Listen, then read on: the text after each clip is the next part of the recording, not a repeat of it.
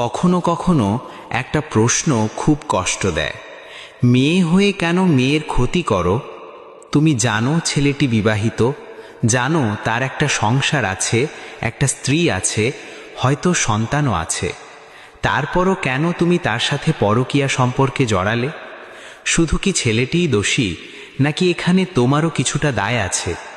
ভেবে দেখো, একটা সম্পর্ক ভাঙলে শুধু দুজন মানুষ কষ্ট পায় না, ভেঙে যায় একটা পরিবার, নষ্ট হয়ে যায় অনেক স্বপ্ন। যেই নারীর জায়গায় তুমি আজ দাঁড়িয়ে আছো, কাল যদি সেই জায়গায় তুমি থাকতে, তখন কি তুমি এই কষ্টটা সহ্য করতে পারতে? ভালোবাসা কখনো অন্যের চোখের পানি দিয়ে তৈরি হয় না।